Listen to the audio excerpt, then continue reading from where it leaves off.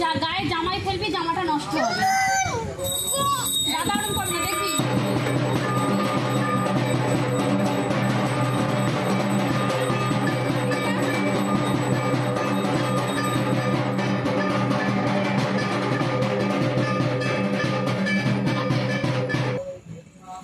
আমি কোনোদিন নক করতাম না, মেয়েকে নক করতাম।